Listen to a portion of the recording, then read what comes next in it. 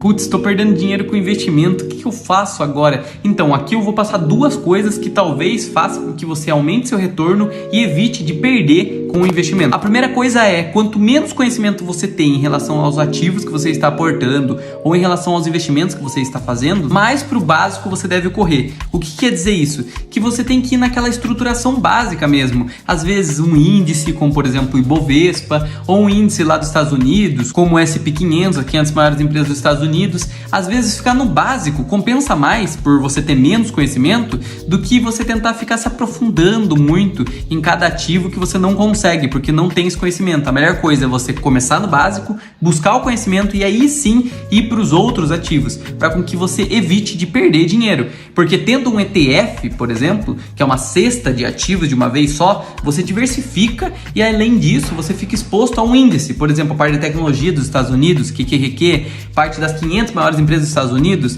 VO, ou Ibovespa mesmo no Brasil, o BOVA11, e DIV, a parte dos dividendos no Brasil. Aí você escolhe. Eu preferencialmente gosto muito dos ETFs nos Estados Unidos por causa da vantagem tributária, vantagem fiscal, questão de exposição também. As empresas por lá são muito mais bem consolidadas, às vezes com décadas, séculos de história, muito mais do que aqui no Brasil. Já o segundo conselho que eu deixo para vocês é, se vocês quiserem ganhar realmente dinheiro com investimentos, vocês vão ter que nadar fora da corrente. O que quer dizer isso? Se todos os investidores estão pensando em um tipo de investimento ou em um caminho específico, por exemplo, todo mundo está comprando renda fixa. Se você quer ganhar realmente dinheiro, você acaba comprando fora de renda fixa. Por quê? Porque você está indo contra a maré. Da mesma forma, se todo mundo está comprando ações igual louco, você pensa, pô, será que está o momento de comprar ações mesmo? Será que não é o momento de eu colocar um pouco em ouro, talvez para proteção patrimonial apenas? Ou colocar uma reserva em caixa para aproveitar uma oportunidade de queda, coisa do tipo? Você começar a pensar contra a maré e ter uma pequena parte do seu portfólio, não muito,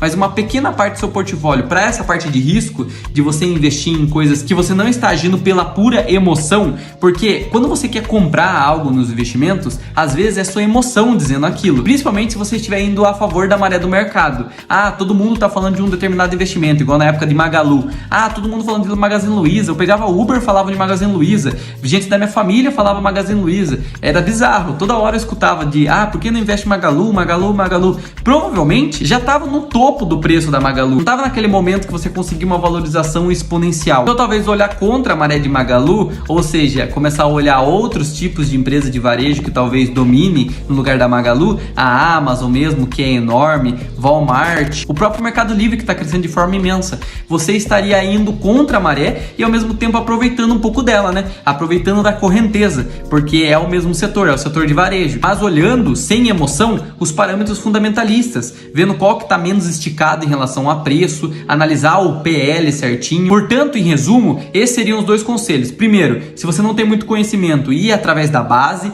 ter um bom alicerce, seguir o básico, às vezes se expor em ETF seria a melhor solução. E o segundo, se você quiser ter ganhos exponenciais realmente, você vai ser chamado de maluco, porque você vai ter que ir contra a maré. Então se a pessoa está falando, você é maluco de investir nisso, provavelmente você tem mais chance de ter ganhos exponenciais do que ela. Mas não seja doido de colocar mais de 5% que seja, ou sei lá, 10%, o quanto de risco você quiser tomar, mas mais que 5% do seu portfólio em algo que você está indo contra a maré e que você está pensando que vai te dar retornos explosivos.